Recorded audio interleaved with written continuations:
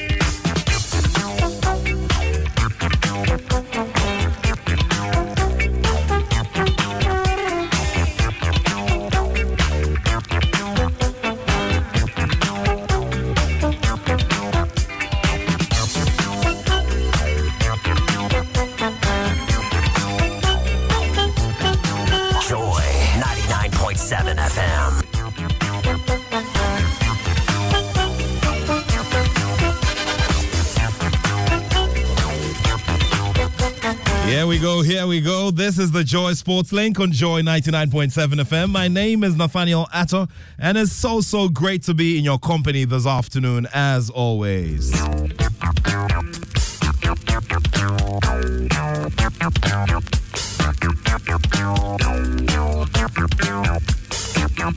And of course, we promised and we brought you once again another round of world-class commentary on that Black Stars game against Madagascar from the Barbara Stadium yesterday. I know you've got thoughts, so today we're starting it off in a very unorthodox way. We'd like to start hearing from you immediately. And I mean, we want to start hearing from you immediately. So if you have your keypad, remember it's 0302-216-541. 0302-216-541. Did you hear that? I said 0302-216-541 or 055-1111-997.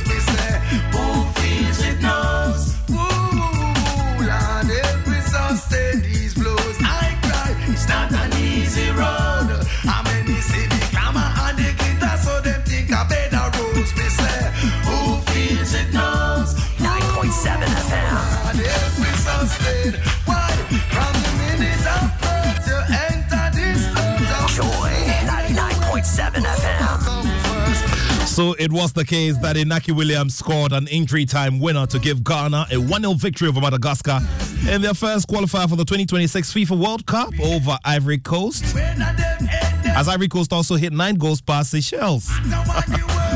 Well, elsewhere, it was Mali, Tunisia, Zambia, and Cameroon who all secured wins, although Cameroon suffered an injury scare when Manchester United goalkeeper Andre Onana went off, 10 minutes from time.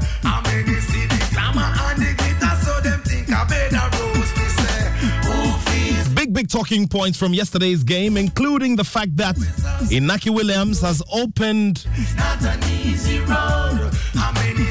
the floodgates of goals, if you may put it that way. And like I said, I know you've got thoughts to share. So let's just get on the phone lines for a little bit before we go into the conversation. So today we're just asking a very simple question about yesterday's performance and the kind of bearing it has on the rest of the qualification campaign for the Black Stars for the next World Cup in 2026 to be hosted by the United States, by Canada, and by Mexico. And of course, you can understand why we have that sound, that song in the background. Legendary reggae artist Buju Banton with that one. It's not an easy road. It never will be an easy road. All right, so let me just tell you about the eagerly anticipated Pick 1 game, which has arrived with a big bang. You have to choose your favorite number from 1 to 36 and stake and get ready for the excitement as we unveil the lucky number. Just prepare yourself to unleash more moolah by staking from 1 Ghana cedi to 350 Ghana cedis and win 26 times your stake on the amazing Pick 1 game by Game Park.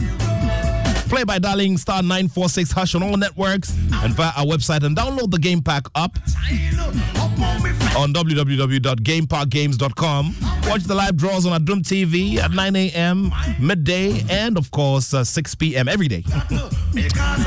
Game Park, more moolah, more power. And remember, it's regulated by the National Lottery Authority and it's not for persons under the age of 18. You have to play responsibly, right?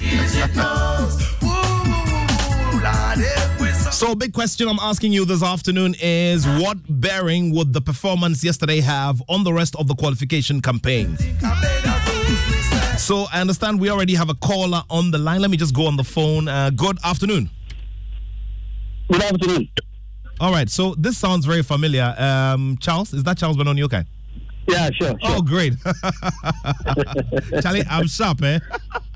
Well, you are. Okay, so Charles Benonioka of the Graphic Communications Group, a business editor, and also the Greater Accra chairman of the Ghana Journalists Association, a regular listener to this show and always sharing his thoughts as well. So remember, it's 0302-216-541, 0302-216-541, and 055-1111-997. We're just picking a couple of phone calls. We're starting with Charles here, who has made it in good time to just call as our first caller this afternoon. I will bring back the phone-in segment, but I just want you to, whip it up. I know yesterday after the game, after we brought you comment, you really wanted to, talk a lot about, yesterday's performance, what you saw and what you were happy about, where you ended up not happy about. Let's begin with you, Charles.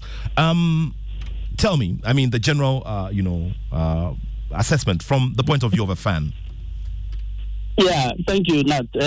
I think from your initial comments, you said, is it how we are going to go for the rest of our matches? If this is how we are going to go, then we better pack baggage and come home. We should ignore this whole idea. How on earth can the first 45 minutes we allow our opponents to be on us? Why? Black Stars, they get the ball and we can't tackle. Why? Sometimes people say they don't like Guardiola, but Guardiola puts fear in his opponents to the extent that time they are playing, no matter the kind of players they are using, they will attack at all costs to put fear in you. Already have the name Black Stars that everybody fears, everybody reveres. Why should you sit back and be watching them play as if we're just lucky this goal came at the last minute? We're just lucky.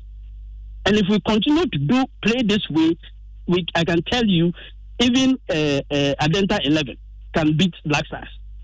The individual talents are there. You will see the individual talents. Look at what Nyama brought into the game. Kudus and all. But you can see that there's total bankruptcy at the technical side. Total bankruptcy. And we can't keep this crop of technical team without Black Stars if we want to make an impact. Look at even the coach who said he didn't come in to win trophies from his first press conference. Everything keeps the person there. Let's be serious. 30 years of drought. How can we keep going this way? We need to look sharp. The boys are good. It has nothing to do with the boys. The technical team has a problem, and we need to deal with that. Well, okay, Charles. Thank you very much. But anything positive to pick out of this? Yeah, the positivity, like I said, is the individual players. The individual, I know that if they don't come together to play for a long time, they are unable to do a few things. But others have succeeded in trying to harness the talent. We should be able to do that. If you are a smart coach, we should be able to do that. If you have a smart technical team, we should be able to harness these talents immediately. We have no time to waste. Ghana, we have no time to waste. Our pedigree is too big to say we are not coming to do that. We don't have time for that. We are moving. 40 years drought, it is unacceptable.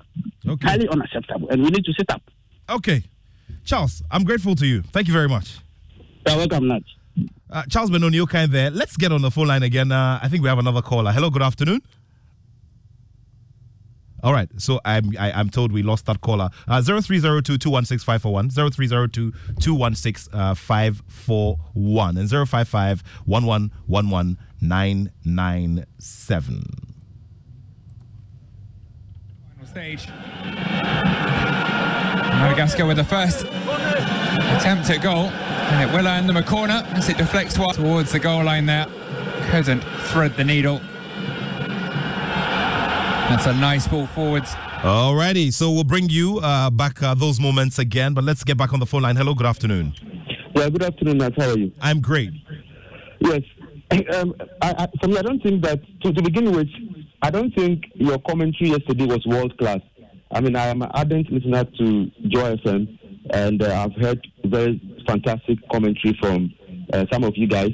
Yeah, the guy did a commentary. I'm not saying that I should take him off, but you can coach him with your own commentary style because he was shouting, go, go. I mean, if you listen to commentary on BBC, you don't hear those things. Even if you support Ghana, when it's not goal, why do you shout goal? I mean, I don't get it.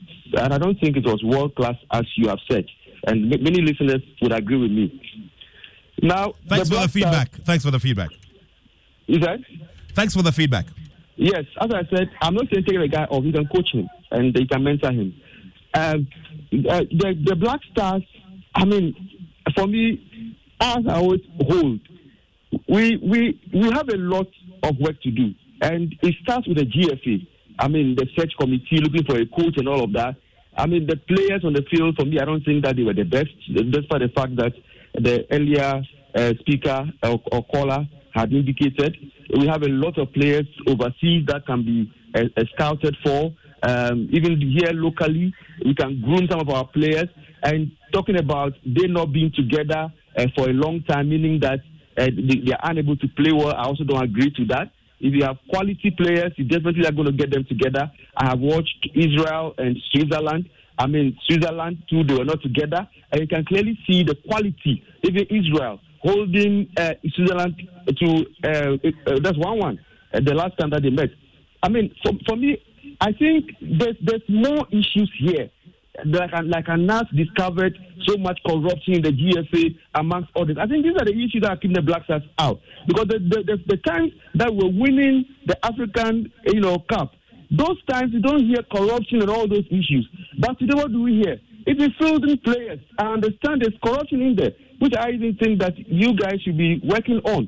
We have a lot of players overseas. Why don't we look at them? Why do we always have to keep bringing the same old crop of players? And with these players, for me, even if you bring Guardiola, he cannot even do it. And Pep Guardiola will not even agree to come and work with players like this. Because if you look at the players that he was even taking off Manchester City, like Sterling, and look at the players we are bringing here. I mean, I don't think that's the best. And if you cannot get the players overseas to come, because some of them are naturalizing, like, I don't want to mention names, but you know what I'm talking about.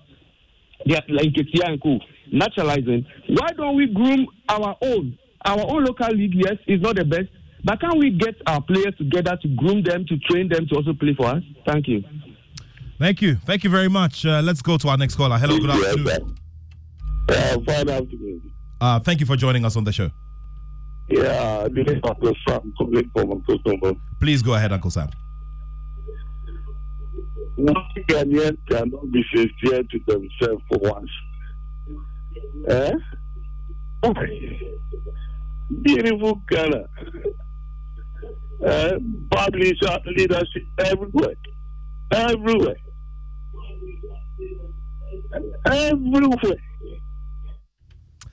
All right. Thank you. 0302216541. In a moment, we'll be having the conversation. We'll start off the main conversation this afternoon with seasoned journalist and former communications director of the Ghana Football Association, Ibrahim Sani Dara. And just before that, we just want to gauge a few thoughts before we get into the conversation about yesterday's game and what kind of bearing it has on the rest of the qualification campaign. Do remember, there are 9 places up for grabs. After that, there will be one more, but that will also have to go through another format, which will be the best place, second place teams who will go into another major playoff to see if Africa can get one more slot in addition to the 9 that are already fixed. Let's get back on the line. Hello, good afternoon. Good afternoon. Thank you for joining me. My name is Nathaniel. What's yours? Thank you. This is Paul Tenga from Tamale. Please go ahead. All right. So far, I must say Ghana Black Stars, in fact, all hope is lost. Because if you are playing at your own backyard, Madagascar, and you are struggling this way, and you want to go for World Cup, my brother, they should come back.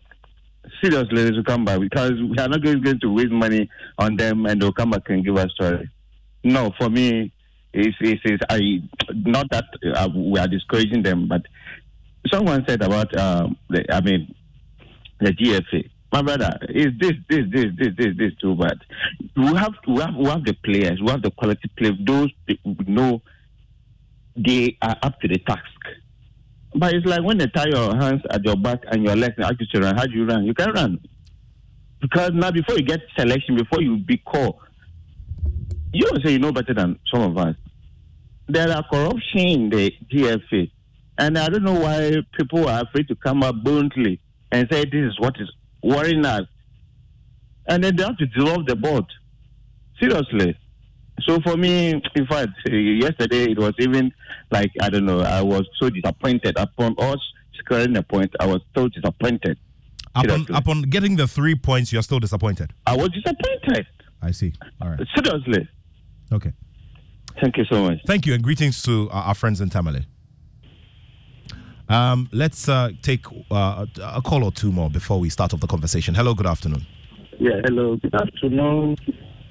Yeah, God bless us all. Yeah, yesterday, I was really worried as I watched the first half and until the final goal came. I don't know two things. You see that the Madagascars were very technical. They've really occupied the whole pitch, while our players struggled throughout the tenor of the game. I don't know whether technically they are bankrupt. I don't know. And maybe the coach must find a way to be put in place the arrangement to make Emeka Williams to flow when he comes to play for Ghana. Or the other players, or other key players. You see, because it's like they were completely ineffective. Or like carpenters playing on the field, the first half. I'm very sorry to say that. You see. So what is the problem? Enaki and the other players, they are individually very good players. But when they come, they look so ordinary. I am an educationist. So when they talk about education, I can give my input.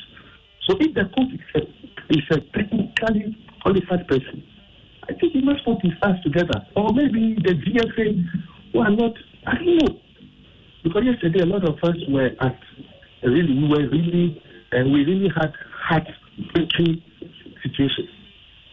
So that's what I have to say. God bless us. Thank you very much. Let's take the last caller before we start off the conversations here. In the meantime as well, remember it's 055-1111997 for our WhatsApp line, +233 551111 if you are unable to get through for this very first session for the phone calls. Hello, good afternoon. Good afternoon. Thank you for joining us on the Joy Sports Link. Yeah, no. I strongly believe that there are no more minnows in football. And it's about time Ghanaians understand that you cannot just get up and think that you are the only person who can play football and play football well. Right? So you meet certain countries that you think that when it comes to football, they're right off. You can just call them 4-0, 5-0. Right? It doesn't work like that any longer. So let us appreciate our team. They did well. Right? Just as you have a strategy to face them, they also have a strategy. The coach said it rightly. He's not coming on holidays. He came to play football. And he had a strategy. But thanks to God, its second half we also mount a strategy and we're able to, play against them and we're able to score. So let's encourage the boys. Let's stop that attitude of saying that our team is not good and what is happening between. Inaki is a good player. How long has he been training with his team in abroad? All right? How long has he been playing with the Blasters? Let's be patient. How long are we going to be patient? Do you want instant results? This is virtually a new team. So let's be patient and allow the team to gel. Thank you, Ned. Thank you too. Okay, so you've heard it. I mean, these are thoughts from you, and the show is about you and for you.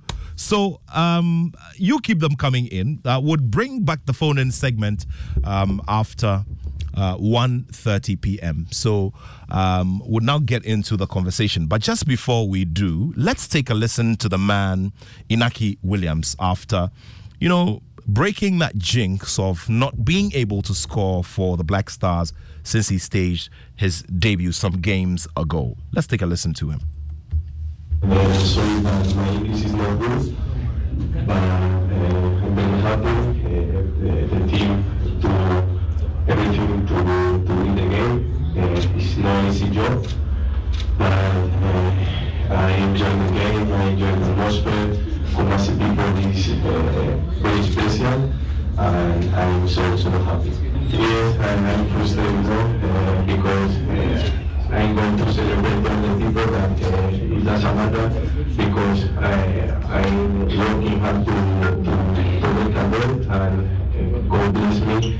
And in the last minute when the game finished, I scored the goal. The 3 points is for Ghana. I'm so happy. And now, I enjoy the game. I'm trying here to get. All right. Apologies for the quality of that sound there. So he was talking about enjoying the game and, also enjoying the atmosphere that was created by the fans in Kumasi. Well, so this is where we bring you the conversation with Ibrahim Sanidara. Ibrahim Sanidara was in charge of communications for the Ghana Football Association for some years. He has gone through this phase of the Black Stars and their journey a couple of times, and he's seen different qualification periods. Now, he brings a wealth of experience, having worked in media, here on the local scene, the domestic scene, also internationally as well, the BBC, and also playing roles in communications for the Confederation of African Football. Sani, thank you so much for joining us here on the show. Hello? Yes, Sani, thank you for joining us on the show. Yeah. Thank you very much, Nat. Good afternoon. Good afternoon. Now, you heard the initial thoughts, and today I just wanted to do it a little differently. So I decided to gauge the thoughts of, some fans. So I asked for some phone calls. So about 5 or 6 phone calls, and majority of them are just not happy, even though we have done the most important thing of securing the available 3 points in this first game. What are your thoughts on that? I think, first of all, my thoughts will start with the music you played before you started the program. It's not an easy road. I mean, you see the glamour and the glitter, so they think a better rose. Me say, who feels it knows. It's true. And the last caller actually summed the music up by saying that it's not an easy road. Football in Africa these days has transformed. There are no minnows in African football. We should not just think that just because we are the Black Stars, we have Mohamed Kudus, Thomas Partey, and the rest. So we'll just go and then beat everybody and qualify for the World Cup. It doesn't happen anymore. Each and every country in Africa is growing. The Madagascar national team, you remember what they did at the African Cup of Nations a couple of years ago. Last year, I was at the Chan tournament, and they were one of the top teams at the tournament. A lot of the players that played in the Chan team in Algeria are part of the team. Players like Koloina and the rest were part of the team that came here yesterday. And if we are to observe the trajectory of African football over the past 10 years, you'd get to realize that it's not easy. Everybody is playing football. And if you want to talk about, having, foreign-born players, some of them even have more than we do. For example, Comoros. All of the players in their national team play mostly in France. So if we think that just because we are the Black Stars and teams must fear us and we must beat everybody 5-0, 6-0, it's not possible. It's no longer possible. It's no longer possible. Yesterday, Nigeria played at home in Uyo against Lesotho. And they played 1-1. We should thank God that we managed to get that result when we just needed it just before the final whistle. But this is a good warning, a wake-up call to our team. This is a good wake-up call to our team that there's the need for us to work hard. Honestly, some of the views that the callers made falls in line with my thinking, that I think that we were building something very beautiful during the World Cup because it was a new team. And we are done so well during the World Cup, despite being a new team. If you look at our performance against South Korea and even against Portugal and the rest, we could say that we played really well and endeared ourselves to the hearts of many people. We had expected that since then, the team will build on its confidence and there should be, and we expected some stability in the team. I've been very worried about the stability of the team since Otoado left. And frankly, some choices of players, not to, go down hard on players. If they are selected by the national team handlers who think that they have the capability of playing for the national team. But when these players, come and there are, some doubts about, their performances. For example, a player comes for the entire season. He's not played a minute, not in the English Premier League, not in the Italian Serie A, not in the Belgian League, not in the Dutch League, but in the Serbia League. Has not played 1 minute of competition, and he commands a starting place in the national team. Not that he's already an established player for the team, but he's a player on the periphery and he commands a starting place in the team. It becomes a worry for everybody. It becomes a worry for the supporters. It becomes a worry for the team. And then when the performance also doesn't match, the result, then people get to think that, there are other, maybe ulterior or other factors either than performance that resulted in the call-up of these players to the national team. So I think that, yes, we are happy that we won, but the performance is a wake-up call to all of us. Yesterday, Comoros won at home against a Central African Republic team that we struggled to beat in the qualifiers. So it is a wake-up call to us that going to Comoros, we have to prepare very well. And I think that a lot of the things that have been said, perhaps Christmas, listen to this carefully. Otoado was building something really nice. And it was expected that from the World Cup, the performance would have gone up.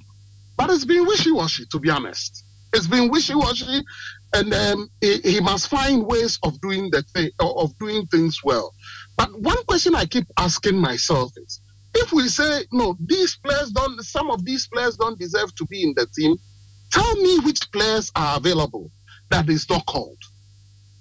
Then we can have the debate from that.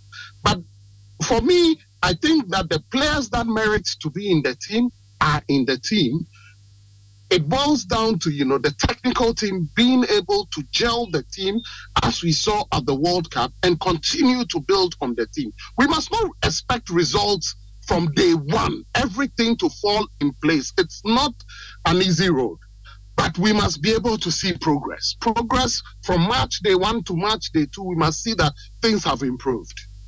Sadi, yesterday you saw Madagascar display strength. Now, for you, which areas did you see them come to the party a great deal? Which departments of the game did you see? Did you feel that Madagascar had established a strength? Something would have to watch when we eventually play in the second leg away. I think that they packed the midfield and used the wings really, really well. If you look, the guy that has the sleepy eyes is called Koloina. He was a worry to Alidu throughout the match. He was consistently tormenting Alidu. And the same applies to the guy that played also on the left. So these are areas we should look at. And then the midfield. I still have some worries about the central midfield of Ghana. Until Majid Ashimeru came in, we were not bombing forward. We were not creating opportunities for the strikers as much as we should have. We were not threatening at all. There was no way we were creating anxious moments for the team. So I think that there's a need for us to think through what we do carefully. And there were some anxious moments also for us in defense. There were some anxious moments, particularly the time that Amate left the pitch. We could see that there were some jitters particularly with Nicolas Opoku. It's an area that we must solve. If it is that it's Kasim who would come in and become the calming factor, so be it. If Kasim can come in to become a calming factor in the heart of the defense, so be it. But let me say kudos to our goalkeeper Richard Ofori. A couple of times he was called to come in. He really, really, really did himself and the country proud with the saves he did. 2 long-range efforts that he parried over the bar were goal-bound, and he saved the situation. But I think that we should continue to build on this, continue to smoothen the rough edges until we get to the top. You see, a couple of years ago, maybe about 5-10 years ago, when we were really on top, our team was really, really sharp. Let's look at the quality of players we had and the quality of the players we have today. It's not the same. At that time, we had maybe Michael Essien in midfield, Chelsea, Sule Ali Muntari, AC Milan, Inter Milan. Today, it's not the same. If we are to do, a like-for-like comparison to the quality of players we have today, it's not the same. We have players that have got the potential, players like Kudus, players like Myanmar, players like Bukari, and all of those players, they've got the potential. But my worry with the way we've played these players is that we've not been consistent with the way we've used them. Sometimes we start them, sometimes they start on the bench. When will the team gel? If we decide that this is the best player for this position, please play him. If he has one difficult match, it doesn't mean that persistently you will have difficult matches throughout. So we should be consistent in the way we've done our things. We should be regular in the way we do our things, and we should have the patience to allow the team to gel and to reach the top. Let's talk about the Black Stars. You mentioned Richard Ofori, who obviously became a savior. His opposite, was also fantastic for Madagascar. Actually, was part of our frustrations, in trying to land that goal. Yes, in as much as we also criticize and praise our team at the same time, we also have to give credit to Madagascar. I mean, they were not overawed by the presence of Ghana. They were not overawed by the big names, some of the big names we have, because, they've also got players who are playing sometimes in some of the leagues that our players are playing in. That is why, Nat, I keep on saying that if you have, big profile players, high profile players who are known worldwide, what it does is to inject some fear in the opponents. But look, when you have just maybe Kudus to some extent, Jordan, Andre, and Inaki, these are players they will know. But for the rest of them, they will say, look, we are all the same. We are all the same footballers. So they will not have any special plans for you.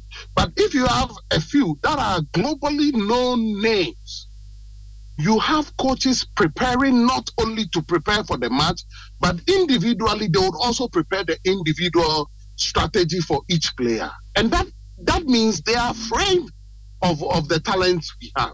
But it's no longer the same. We must give it some time for our players to be able to reach the top. Now we are at par with all of the teams in terms of talent. We are at par with them.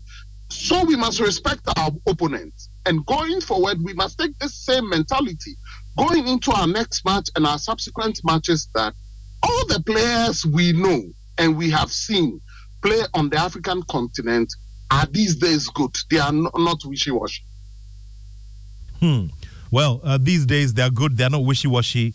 And there are very big indications that all the nations who may not necessarily have a big name with platforms like these, like the qualifiers and the Cup of Nations and all, are all coming to the party, and they are really putting in a lot of work. Ibrahim Sanidar is my guest here on the show. Later on, would also be going up north to the Northern Regional Capital to pick some thoughts with one of our contributors for the show this afternoon. Now, do you get a sense that the Black Stars team is gradually getting it right? Because there are those who are of the school of thought that, listen, we are in transition, but it is gradually, taking shape. It's tough, it's difficult, but we are, because you see, for a team to be able to soak this kind of pressure and do the most important thing, which is secure the 3 points, there's something in there which must let somebody turn a neck. Yes. I mean, we cannot just condemn the team as not being completely capable. We must give the team credit. First, the first mission was to win the match, which they've done, and we must give credit where it's due. But we must also raise our worries that from the World Cup, we expected the team to build on from there. We expected all those performances we had at the World Cup. We expected the team to build on from there. For example, just before the international break, our midfielder Salis was speaking to the French media and admitted that he went to holidays. The entire holiday period, he did not train and lost form. That is why he lost his starting place at his club. Even though it was a brutal, honest admission, at this level of world football, he should not be making such mistakes. So if he had done this mistake, what was the fallback plan? How many players can we confidently count on and say that if today maybe one player, loses form, who's the next person to step up and deliver like him or better than him. I think this is one area we need to look careful. I am of the opinion that still there's a lot more looking we have to do of Ghanaian players abroad. And there are lots of them doing really, really well. For example, a player like Bernard Tekpete is playing really, really, really, really well in Bulgaria. And I think I'm not the coach. I'm not to tell the coach what to do, but I would be able to open my eyes and say that from my persistent monitoring of Ghanaian players abroad, he's a player that should have a look in. For example, and there are a few others. Perhaps Derek Kohn, one of the best left backs in the Bundesliga this season, is one player we should. Otoado told me directly that, the boy was not interested in switching nationality. At this point, I would say that let's re-engage with him again. Let's re-engage him. Let's speak with him again. And there are a few others like that who are dithering, who want to sit on the fence. Let's not lose hope. Let's go back to them. And then there are some other young players who are coming up. A lot of players that, trained in academies here in Ghana before they went abroad, like Forsen Amankwa, were playing really, really well in Austria. I think that such players should be given the opportunity. I sympathize very much with Edmond Ado. His predicament is not through his fault because his team is not playing him. But if his team is not playing him, it would be enough for the coach to say that, look, you are not playing in the EPL. You are not playing in the Bundesliga, the Italian Serie A, or La Liga. You are playing in Serbia. If you are not playing, maybe we should give the opportunity to somebody maybe playing in a better league. And he's playing regularly. I think that these are some of the legitimate questions supporters can ask, and the coaches must be able to say that, must admit that, look, this is a difficult choice, and we must bend this and try somebody else. I'm not imposing on the coach, but I'm just asking him to consider other players too that can make the team even better. Well, talk about the coach. He also, probably is heaving a very big sigh of relief after what we saw happen yesterday. Now, let's take a very quick listen to him on his thoughts after the game, and then I'll ask you about your thoughts on Chris Hughton and what difference he, his calls have made or have a potential to make, and the whole psychology around him now, and and continuing with the Black Stars as head coach, supervising this campaign and possibly leading Ghana to the World Cup if the FA has a conversation with him and they would want to continue working with him. Let's take a listen to his thoughts first. Half performance, I think we showed a bit of nervousness in I think our play. This was the start of the campaign, a big game for us. Obviously a wonderful home crowd, and I think we were a little bit nervous in our play. And it's almost, sometimes you have to get through that period. Sometimes you ride your luck, sometimes you need your goalkeeper to make some saves for the game to change. But certainly when the game did change, or for what moment the game changed, we were very, very good in that period. Probably the two disappointments are the first half performance that needed to be better, but the second half performance I thought was excellent. With the only disappointment was that we didn't score the goals that I think the performance warranted. Iñaki is a number 9. Iñaki is a striker that at this particular moment that his club is playing in a different position. He's playing on the right. What Iñaki is an incredibly good professional, and I'm sure if I asked him to play in central midfield or right back, he would. All right, so you heard the man Chris Hughton talking about the the most important element of being in a number 9 shirt, which is scoring the goals. So there it is. You've heard from the man, Chris Hughton. Sonny, Chris, I mean, sometime last week there were conversations about him and, the stability of his place there. And I'm sure that if we had even had a draw yesterday, it would have sparked some conversation about his continuous stay, because this is something that came up sometime during the week. We must all admit that, the thoughts that he was politically appointed by government or elements in government has not held his cause. So obviously, he'll be a consistent subject of attack, because, football is supposed to be devoid of political interference. So supporters won't take kindly to it. Some might think that he got the position not because he merited it, but because, maybe he had political masters that pushed for his appointment. But Chris is a top coach, having coached several teams in the English Premier League and the Championship. You must give him that respect. That respect also, must be must be deserved.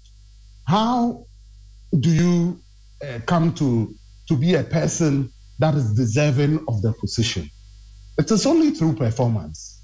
If the performance of the team doesn't match, his stature and the results the public wants, they'll obviously call for your head.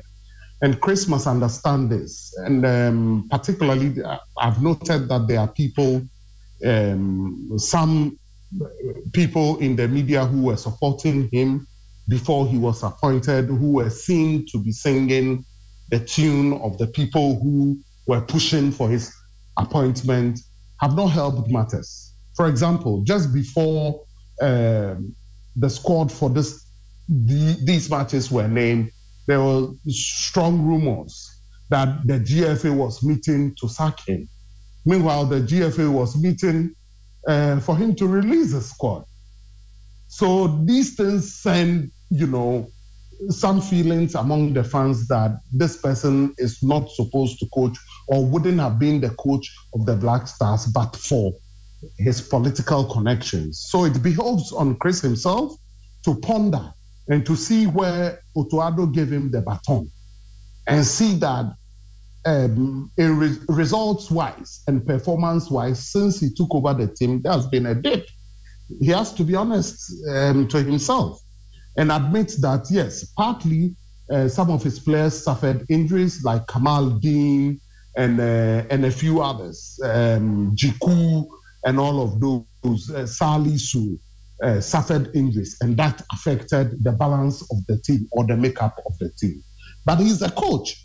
So even in the absence of these players, he must be the one to find the perfect replacements for these talents that have, that have been injured, to bring them to make the squad gel. And I don't expect him to be making a lot of changes. And the changes he's made, like I said, unfortunately with Edmond, and it is not through the fault of Edmond that he was not playing. It's because, the coach at his club side has decided not to play him. But the truth also is that if he's not being played at his club side in Serbia and commands a starting place in the Ghana team, where there are other talents playing in much bigger leagues and playing regularly, if you feel them, you definitely expose yourself to criticism. And he must take this criticism in good faith. He must not see it as an attack. He must also, rein in his supporters or his people in the media to stop going around and pointing blames at the GFA, saying that the GFA wants to sack him and the rest. The GFA would have to bow down to pressure if the supporters see that he's not cut for the post. What's the opportunity cost? You start the coach in an African Cup of Nations competition that that is not capable of giving you the trophy, you know it's not capable of giving you the World Cup slot. What's the opportunity cost of keeping the person in place and losing everything, or changing him to bring in somebody who has got the potential of changing the trajectory, giving you a fighting chance of winning the AFCON and giving you the World Cup ticket? If you are a businessman and you are faced with these options, you will go for the latter. And he should understand it. This is football. It is brutal. He has faced this thing at club level persistently. He's been sacked in various jobs in Europe because of performance. If it comes to Ghana and it happens this way, he must expect the same approach, because people want results. As you can see, a lot of Ghanaians are frustrated. Like, the callers said, 90% of the callers that called into your program before the program started were not happy about the team's performance, just because, even though we won. That is football. It's brutal. So we should just keep the balance. Let's give him the support he needs.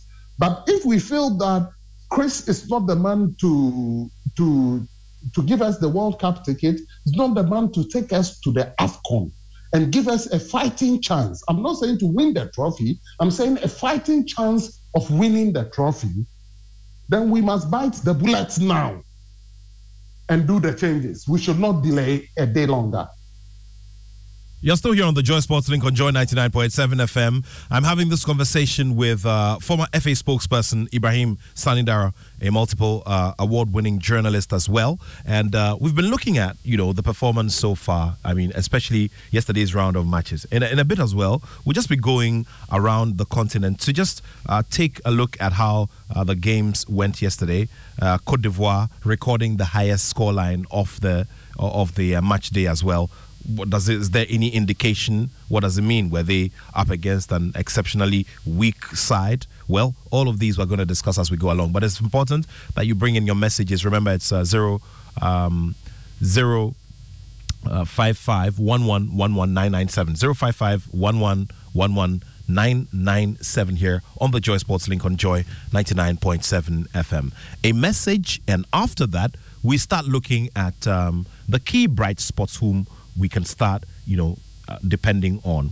I mean, there were people who had placards in the stands that had Kudus's name, for instance. There were those who also were hoping that would score so that qualification ticket was what would grant them their visa. There's a very funny one that my brother Fifi Taki sent me earlier, the travel element of participating in the World Cup is something that Sunny, we'll talk about that one in a little bit, but let's take some messages and after that we'll resume here. Remember, this is your show and you'd have to also contribute to the conversations. Let's have your thoughts. 055 1111997 here on the Joy Sports Link on Joy 99.7 FM.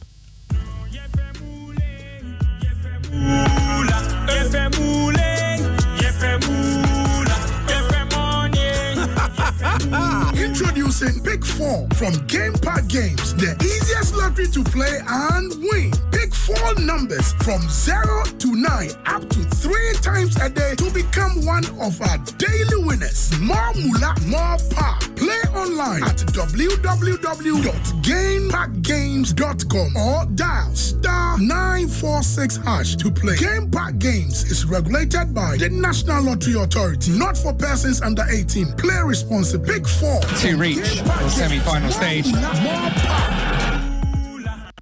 first attempt at goal, and it will earn them a corner as it deflects towards the goal line there. Couldn't thread the needle. That's a nice ball forwards from Ayew for Semenyo. And now is he with space to try and pick out his man in the middle. Deflected and headed away by Thomas Fontaine. And he back as far as Ayew. Nice turn. And it's laid up for Randri. Once again, it's Madagascar on the attack. And a nice knock past Daniel Amati there from over to Williams. Into the middle towards Jordan Ayew. Bluffs his lines. But now compared to that of Madagascar, the shot from Nyaki Williams is very well saved by Melvin Edmund. Nwama trying to kill it on the touchline. The Topo is one of the most recent for Ghana. Nwama cuts back just better than with his first involvement. Cuts back again, hooks it in, and it's acrobatically again, and now it's opening up for Madagascar at the other end. It's 4-on-3, and it's over the bar. Fascinating, and anything could happen though. In those final 7 minutes, it's through to Kudus, and it's saved again by Melvin Adrian. Kudus slaps the floor in frustration. Adrian is slapped with thanks from all his defenders, taken down on his chest. Somehow hanging onto the ball, finds Mensah in space. Joy 99.7 FM. This is it, now or never for Ghana. Bukari makes his way into the box, it's delivered in, and the header, and the winner! They do find the breakthrough, and it is Joy 99.7 FM. Who scores for Ghana for the Well, so that's how it happened right there in Kumasi at the Babayara Stadium. Well, like I said, you bring in your messages. In a bit, we'll activate the phone lines again so that you can join us. For those of you who are unable to join us, and good afternoon to Uncle Atto Williams, who's listening to the show. Good afternoon to you, Patrick Caverge, as well, listening to the show. You send in your thoughts as well. And, Sunny, you know, I'm putting myself in the shoes of Inaki Williams. He got the opportunity. He, came in. There was a lot of expectation considering where he has come from.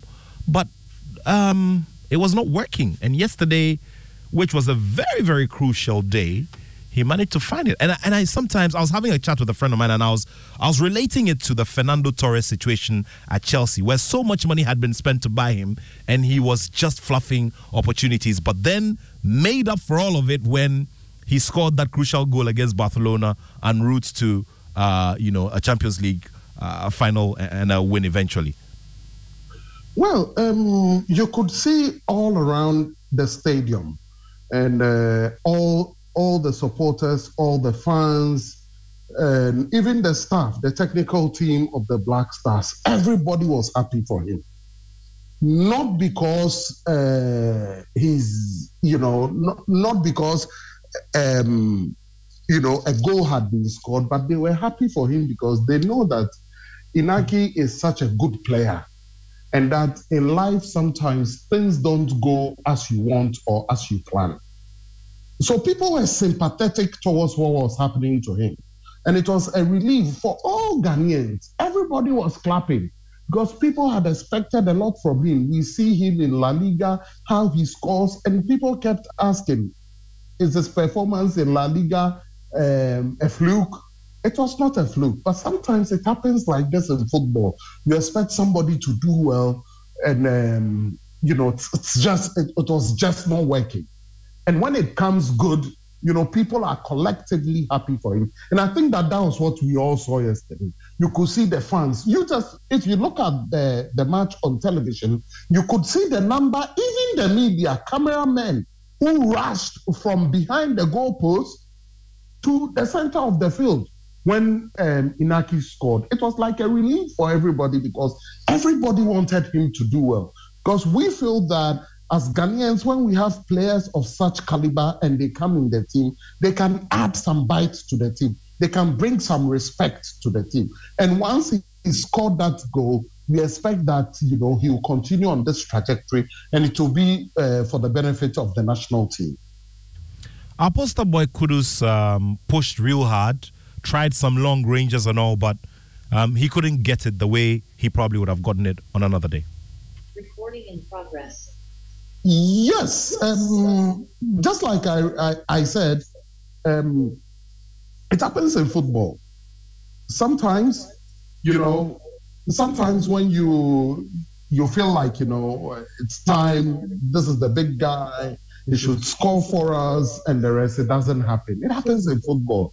He's come very, very good for Ghana on many, many occasions, but it was not working. On days like this, sometimes it happens. You have many, many good days, and then one day it's not just there. He didn't have a bad game. He had a good game, but just that his shots did not find the target. And on days like this is when you expect that Ghanaians should stand up for him, applaud him, encourage him. I think in 2001 or so, something happened in Ghana that was very, very rare in the history of Ghana football. There was a footballer called Ishmael Ado. He was scoring left, right, center for Hearts of Oak. And there was a day that we missed a penalty kick. I'd never seen it before. The entire stadium rose and gave him a standing ovation. Do you know what that did to Ishmael? The following match, they scored a hat-trick. Why? Because they had seen that the people appreciated the work he did for them in the past. And if we begin to treat our players like this, in difficult days, we stand up for them, we support them. On the next day and in subsequent days, they come out fighting, not 100%, but 300%. This is what we must begin to show our players. And they would also reciprocate in a good way. Important point you've raised here, Sani. And that will bring me to the fans. Before we go on to talk about a few more, players in the team. Now, let's talk about the fans. I did realize something, especially in the dying stages, that the fans rose to their feet and they kept urging the team on. One of the reasons why Babayara, for that matter, Kumasi has always justified itself as a nerve center for qualifying matches. Yes. I mean, and they proved it. They proved it. And we must thank the supporters for coming out in the way they did. They all had the hope. They had left their work. Match started at 4 p.m. Normally, people would be in their offices. They all came in their numbers. And if they stand up for the team in this way, the players must also acknowledge the role that these supporters play. And this must not only stay with Kumasi, it must be replicated in Accra when we play in Accra. It must be replicated in Cape Coast, in Tamale, whenever the national team plays. And this is what makes teams stand out. If you have supporters that support the team, and go all out for the team at any point, whether in good times or in bad times, supporters stand up for the teams like this, you'll find that would be very, very difficult to beat at home. This is how teams create fortresses. For example, at the Anfield Stadium, the roar you have from the fans alone is frightening enough to make the opponent cower. It's the same thing we must replicate. We must not make Kumasi just our fortress. Across the country, we must do the same. And this must be the trait of supporters we have in Ghana. We should not lose hope. I'm not saying that when things go bad, we should not say it. We should say it. But once we are on the war front, let's fight the war until it's over. And when it is over, we can have our say after the war. One of the concerns that came up last week on last week's show was the leadership of the team and how crucial it is, especially during moments like these, to have a leader who will whip some sense of urgency into the boys, a bigger sense of patriotism, and paint the picture of how crucial it is to be there at the World Cup. By the mannerisms on the pitch, what he's going to tell them individually, what he's going to communicate to them, in the dressing room as a unit after the coach has spoken. We couldn't have Andre Ayew for the last set of games. He came back yesterday. Richard Ofori played that role. What do you make of all of it? I mean, we may not exactly necessarily see much, on the pitch, but I'm sure you may have picked up one or two things about, and also as the years advance, we also have to start looking at and identifying who will be the next face. I know that in these kinds of conversations, the number of caps that a player has earned is a very big consideration. It's a big consideration. Yes. It's not everything. Not everything. That is why I welcome the return of Andre Ayew into the team. In our previous matches against the USA and Mexico, it seemed that there was some element of that missing. Somebody who would, even though he was on the bench, he will come out fighting. He will come out and, the look on his eyes alone tells you that even if you are tired, just die a little. You need that element in teams. That is why some captains are retained. That is why even under difficult circumstances, the coach will say that, look, they just, sign for a team. Even since he signed for a team, he has not played for them competitively, but he will call him to the team. This is one of the reasons why. Because there are things that are not visible to the eye. It's not visible to the spectators. But with such a figure who has seen it all in football, stand up and say, guys, let's go. Fight more than, when you have a coach who's that quiet, he doesn't say much, our local supporters will keep on shouting, yeah, coach, no, yeah, but on Tiemukra. But when you look at Hervé Renard on the sidelines and you see your coach is going mad, I think you on the pitch must go mad 1,000%. So these elements help in football, and all of these things sometimes are psychological, but it boosts the team and it boosts the players. Let me read a few messages that have come in. This one says, Nat, can't you see nothing is really working for us in this country, including all sports disciplines, and for that matter, the Black Stars? It's really sad. This is from Patrick in Ablekuma, Joma. I hope I got that right. Let's also take this one. Nathaniel, please, I don't think we need any experienced players.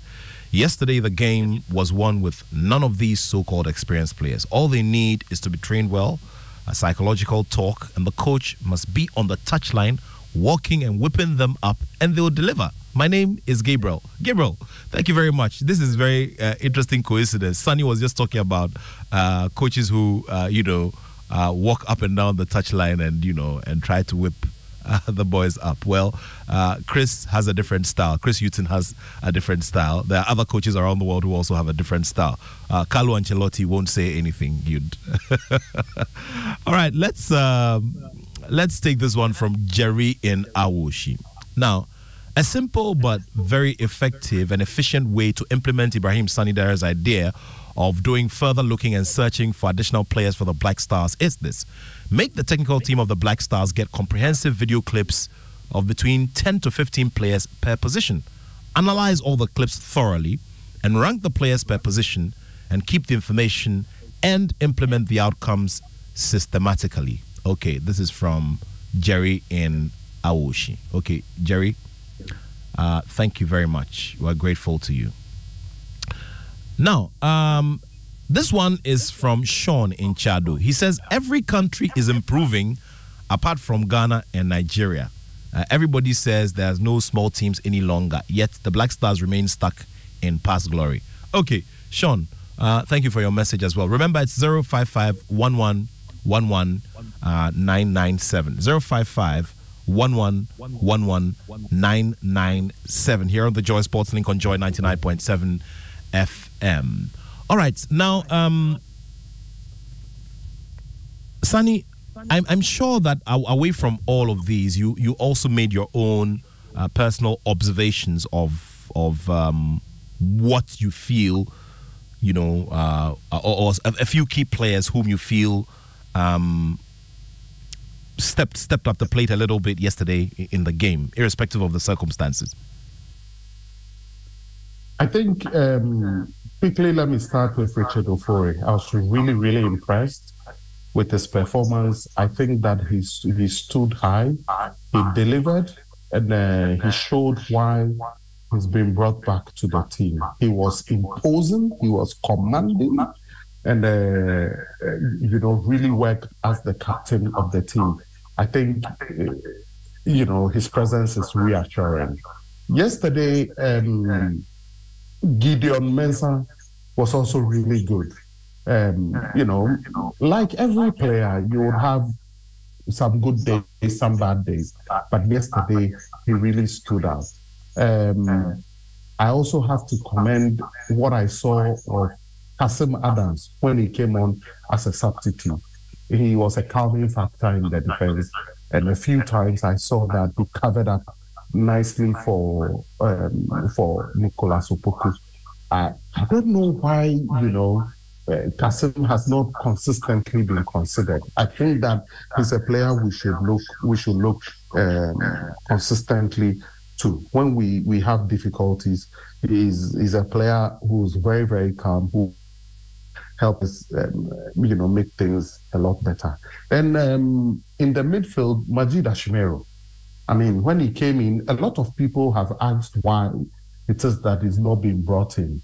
People have complained consistently about it. And yesterday we saw why. At least he was able to bomb forward a bit. He was able to create some opportunities. He was able to show some urgency in midfield going forward. I'm not saying, he's perfect or he's overall the best or, the solution to all of our midfield problems. But from what we saw yesterday, he was reassuring. Kudus, as always, is talented, and you need talented players in your team. Inaki was good. I think that we should persist with this partnership with Sevenyo. It will come good. You don't start a partnership on one day and you expect, the partnership to be perfect on such days. I think that we should persist with the partnership. And then Jordan Ayew, as usual, is hardworking. All in all, I think that we need to find our set starting 11. I'm not happy about the fact that somebody like Muyama, who's really talented. You see, in modern football, you need players who can shut the defenders.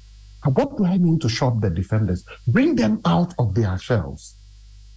Draw rings around them. Dribble them. Create opportunities. We seem to lack a lot of such players. Yesterday, when Bukari came in and he did some of our tricks, you saw that the supporters rose a few times. These are the sort of players we need. Players that can create anxious moments for the opponent. Players that can dribble, that can create something out of nothing, who are not predictable. We need them in the team. We need to be starting them.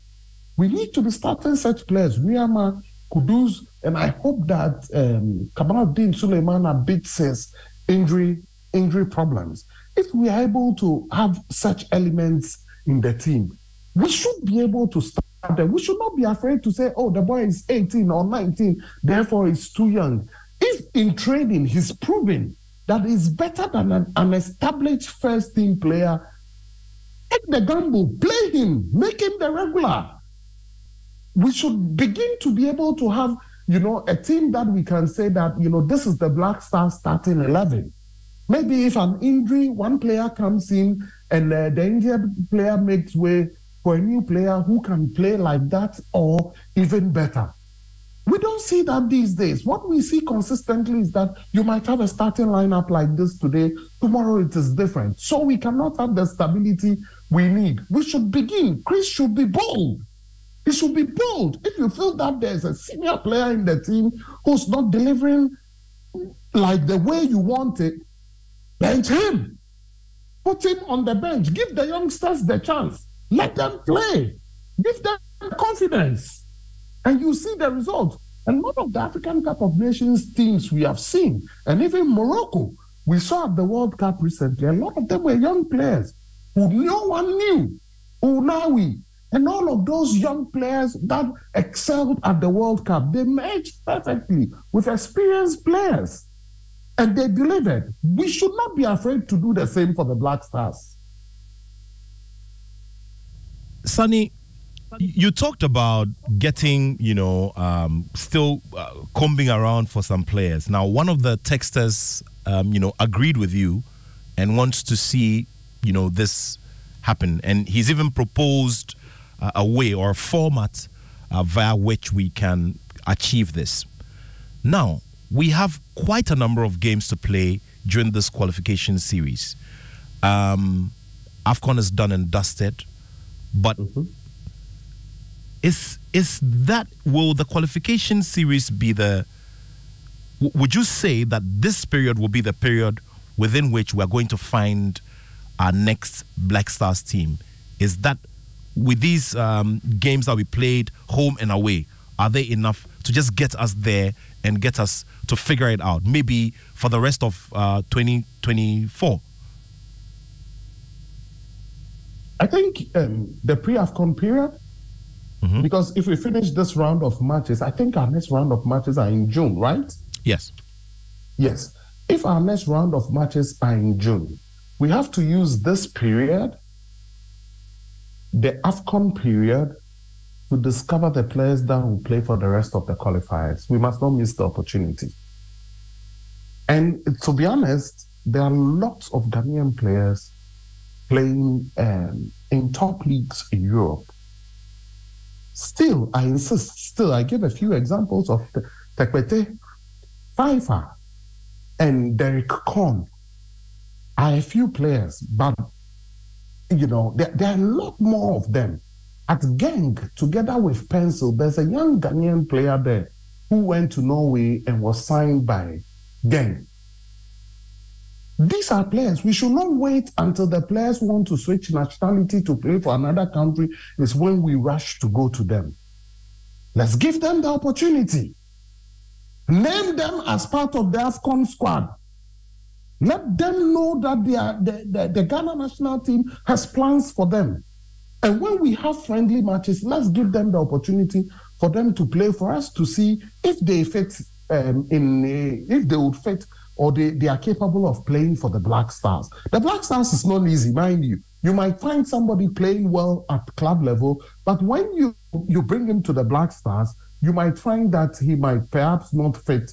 It's not fit to play in the Black Stars. Perhaps he needs time, perhaps he needs more confidence and all of that. But we must do more. I don't think we are doing enough. Look, I wake up every morning. There's no day I wake up that I don't comb around to see what Ghanaian players are doing in Europe. And I can say, hands on heart, that there are more Ghanaian players doing well. Let's give them the opportunity. I'm not saying a wholesale call-up. Let's identify positions that we have problems with.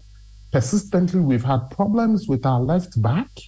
When you play Baba Rahman, people complain. Gideon Mensah, people complain. Okay, let's create competition for them. Derek Korn is available. Let's engage him again. If he wants to play for Ghana, let's engage him again. Let's go to him, speak with his parents. Pfeiffer, what is wrong with him? Has his nationality switch been completed? If it's been completed, let's bring him in. And there's another Ghanaian born in Germany who plays in the top flight in Portugal. I've forgotten the name. He also plays left back. Where is does this left back we had a couple of years ago under Avram Grant? He's also still playing. He comes by an Ewe name. I've forgotten the name, but he's also available. Let's create competition in these positions so the players who currently play in the positions don't feel like they are the prima donnas of the position. We must make it uncomfortable for them so they'll work hard every time they play in that position. In the midfield, I think we still need some element of a bite, particularly in the defensive midfield. Let's be honest. Have we been able to find a like-for-like replacement for Wakaso? We have not been able to find such a replacement for Wakaso. If it's a decision that Wakaso is no longer coming to the national team, we should find somebody who would be able to, fit in that position and play like him, or even better than him. Look at the pass Wakaso gave to Asamoah Gyan against Algeria a couple of years ago at the African Cup of Nations. We hardly see such passes again in the Black Stars. We should be looking at it, and we must be honest with ourselves in admitting that, look, since, Wakaso,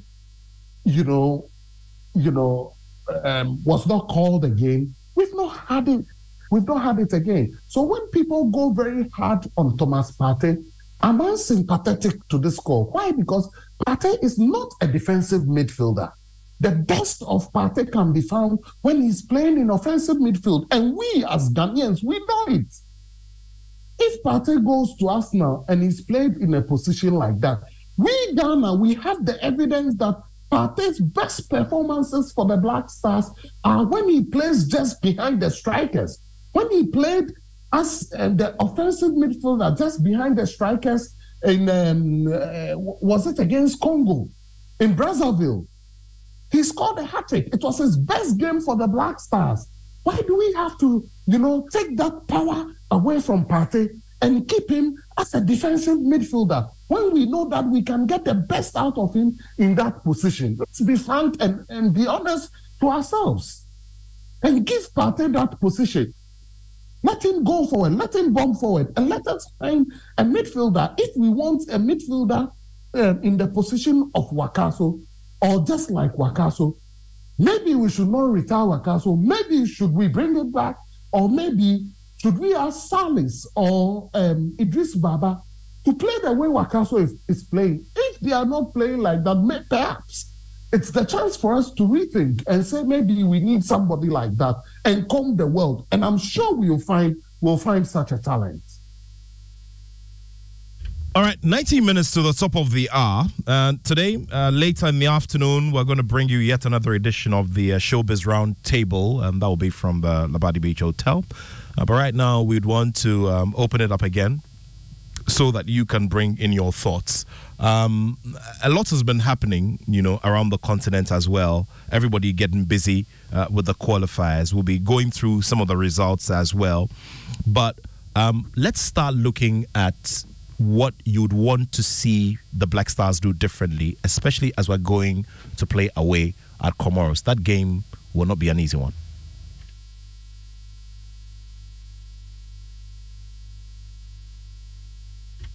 Yeah, Sani, I was just asking about what you'd want to see the Black Stars do a little differently with the Ghana-Madagascar game as a template. I think that we should look. We should look into some of the players we put on the bench to start them. I think we should be brave enough to start them. We should be brave enough to say that, look, maybe in the first match we didn't have some of our players coming out fighting the way we want. Maybe we should create some pressure on the defense of the national team. Therefore, perhaps we should start Nyama together with Kudus. Put Inaki and Semenyo on top so we can keep the pressure on them. And then talking about the midfielders, we should maybe rejig it a little bit and then look at the central defense. If Amate has not recovered, in time for the match against Comoros, we should rest with Nicholas and Nuhu.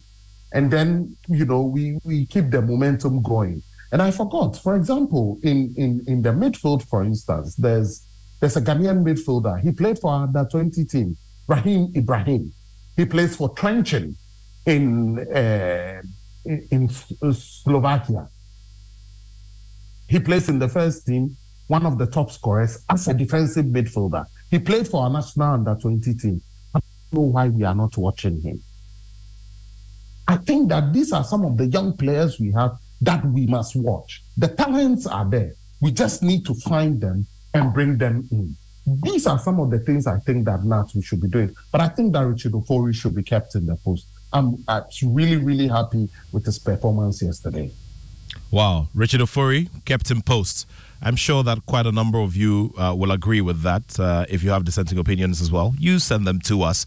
And remember, we'll be activating the phone line very shortly. It's 0302-216-541. 0302-216-541 here on the Joy Sports Link on Joy 99.7 FM. Sani, your thoughts on a few of the other results? I mean, Ivory Coast free scoring, maybe it could be attributed to the opposition and how relatively weak the opposition is.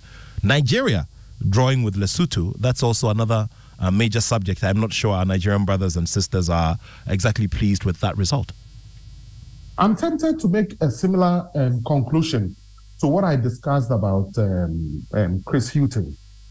Look, my advice, and the Nigeria FA president is a very close friend of mine, Alhaji Ibrahim Gusau, and hands on heart, I told him this yesterday.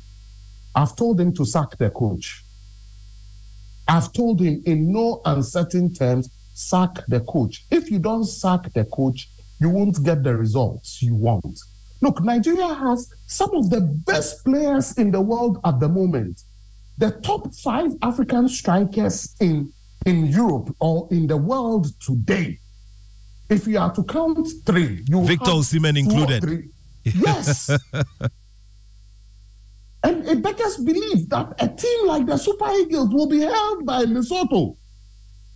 Even though we admit that, football in Africa has come of age, but with these top-class players, Nigeria has no excuse to be held at home by Lesotho. Nigeria has no excuse to be held at home by Lesotho. And until they sack this coach, the opportunity cost is that, look, you go to the AFCON, you will bomb. And you might not be able to qualify for the World Cup. Look at the opportunity cost. A lot of the times, the federations are afraid of sacking the coaches because you think that you have to pay a compensation to the coach for sacking him. But what is the opportunity cost? You miss the AFCON and you are not able to qualify for the World Cup. Maybe you pay him off $1 million or $2 million. He's gone. But the opportunity of missing $10 million, $50 million of going to the World Cup would have been lost if you don't sack him at the formative stages. So sometimes we have to be brutal and honest. You cannot have such players. Victor Osimhen, even though he's injured, a few others of their strikers all over Europe, in the EPL, in France, in Germany, in Spain, all Nigerian players, scorers. It's a shame. It's a shame. Sometimes the federations have to be brutal. At the end of the day, a lot of people will sit behind and blame the federations. But they've got their hands tied at their backs. And, they are being punched all over. We have to be honest to ourselves and tell the truth. If a coach is not up and doing, he should be told the truth. Sack him, bring a new coach that is capable. And there are lots of coaches now doing well on the African continent. Why can't we bite the bullet and say we are going to appoint the coach of Mamelodi Sundowns, Rulani, to become the coach of Nigeria? Or Nigerians will feel ashamed in saying this. Or bring back Sunday Olise. You think he's arrogant, you cannot control him, but you do the job. Pay the top dollar, bring Heavy Reina. He's got the track record. Bring the coaches. Football business is brutal. And they know it at the club level. But at the national team level, you say, let's give him time. Let's give him time. By the time you realize you are not going to the World Cup, and then the pressure will be on the federation. So some of these things, we have to be decisive. And yesterday, I was so disappointed that I had to call the FA president of Nigeria to make that suggestion. Also advise him as my brother. I made that suggestion to him. He said he's had it. And I hope that they take the decisive decision. And now you can see the other countries are coming up. Look at, you spoke about Ivory Coast. Maybe their opponents were not that good. Seychelles, least, yes. Yes. But at least they are coming up. They are showing that they want to host the African Cup. They want to get their fans behind them. And I promise you, having been to Ivory Coast in preparation for this AFCON, I've been there this year alone 6 times. In preparation for the AFCON. I've been there to see their preparation, everything they've done. They'll get the crowds. If they get this confidence behind them, I'm sure just because of the fans and because of some of the talents they have there, I think they also have some new young strikers, Konate and Co. They'll be title contenders. And the way they've started, they should be able to qualify for the World Cup. Now, in our own group, you see how Comoros started. Mali has also won their match. So it is a wake-up call for all the national teams. Some of them struggled, some of them did well. Look at how Avram Grant is performing with Zambia. Zambia were dodgy 2-3 years ago. They were not contending for anything. But now they are back on a good track. These were coaches that coached Ghana. You know, they are back on track. It shows that a lot of things are improving in African football, and we must not take anything for granted. All right, so we'll be taking the thoughts of our correspondent, our match correspondent, Mubarak Haruna, who was there yesterday. He's still in Kumasi.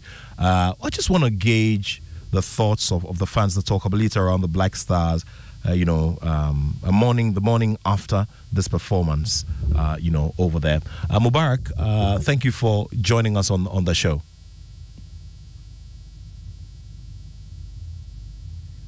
All right, so while we try to get him connected to us, let's just quickly go through the results that were recorded yesterday. Comoros, a member of the group, beat Central African Republic by 4-2.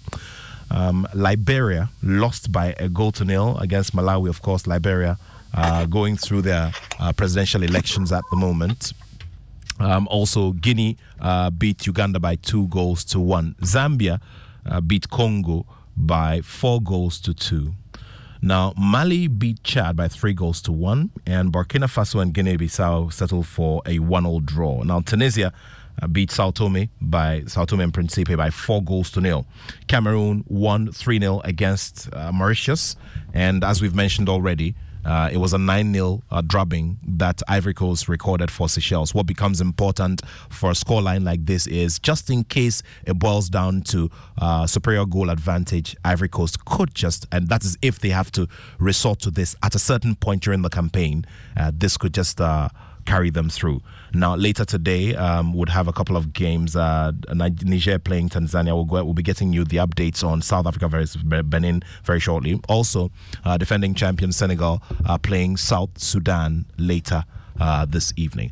All right, so Mubarak, glad you've joined us. Let's just take your thoughts on the fans, what the people in Kumasi are saying after this performance and the securing of these 3 points. Inaki also recording his first goal for the Black Stars. Lance, let me say hi to Sani. Sani, good afternoon. Good afternoon, Mubarak. Hope you're well. Yeah, I'm fine. How about you? Okay. Really well. Nice. Yeah. Okay, Nat, yesterday, I think it has been established that the first half was not impressive. It wasn't a performance that really was content to the Kumasi supporters. I was among the crowd, and I spoke to a lot after halftime and, of course, at full time. They were happy with the win because it came in a dramatic fashion at the death, and then a header from nobody else other than Inaki Williams, who had played 11 games before yesterday for the Black Stars without scoring. So it was a happy moment for him. I mean, the fans sympathized with his situation because on the page, you could clearly see that he's forcing to get his goal, but the goal wasn't coming. And you can blame the team as well because they don't create enough chances for him to score. So I think yesterday's goal was the clear-cut chance that indeed Enaki had, and he buried it. He scored that fantastic header. So the fans were very happy that Enaki scored, but overall, the performance wasn't something that they were really comfortable with because they were at the edge of their seats in the majority of the game, especially in the second half. Albeit the Black Stars upped their game in the second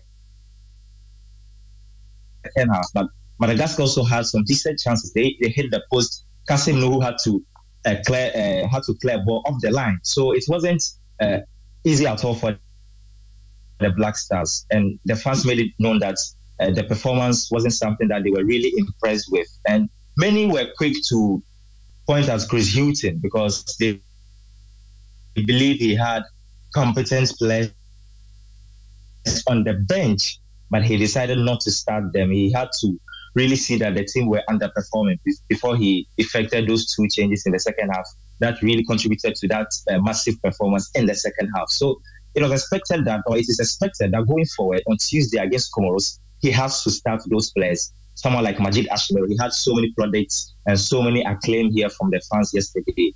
He's expected to start in midfield. I don't know who he's going to pair with, but fans are expecting that he has to start that particular game on Tuesday because the group is getting difficult. The Black Stars don't want to find themselves in a situation that they had or they did the last time out where they had to play the game against South Africa, where it was a must win. This is a game of football. You can't put all your eggs in one basket. You can't put all your hope in one particular game. You can lose the game, of course.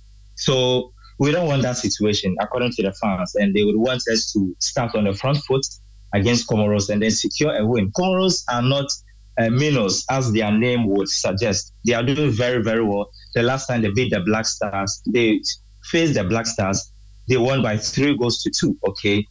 And they also won their game yesterday. They scored 4 goals. So they have some pretty much firepower up front. They are not minnows at all. They are going to be really hard to beat. And it is a performance that the Black Stars will have to give their best. They have to be at their very best, give a very good account of themselves in order to secure all 3 points. All right, Mubarak, thank you so much for bringing us those updates and those thoughts from Kumasi, the Garden City of Ghana. Thank you so much, Mubarak Haruna, match correspondent for yesterday's game.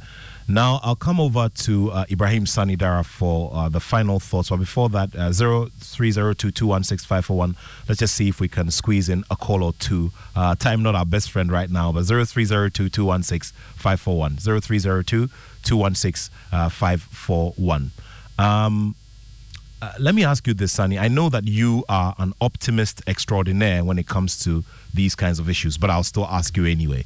How much confidence would you draw from the events of yesterday for the rest of the campaign? Tell me about that one.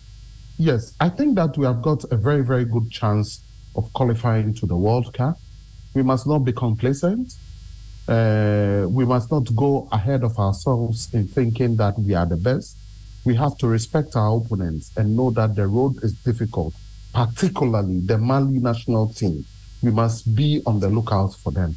We must prepare for every game as if it's the African Cup of Nations final. If we do this, we'll be able to qualify. But we should also be brave and quick enough to spot areas where, we've got some weakness in and quickly fix it. We have to be honest with ourselves in saying that we think that in this area there's some weakness. And people must not see it as an attack when, a suggestion is made or when a genuine problem is identified. Very well. Or people must not read ulterior motives. For instance, if somebody says that, I think the coach is not, having a good time in office, you might have people who have platforms, media platform going on to say, oh, it's an agenda to get the coach out, but they leave the topic itself to be discussed. They leave it on the side. And, it's a way to deflect attention from the real issue on the table. If a genuine thing is identified as a problem for the team, please let's identify it quickly and nip it in the bud. If it is somebody who must be sacked, the person must be sacked. Because the game, that must be replaced. Because the game is a rough ground. It's a rough ground. Football is rough and tough. You must accept it. Very well, Sunny. Very well. Sunny, we're very grateful to you this afternoon. Thank you so much. Thank you very much, Matt, and have a good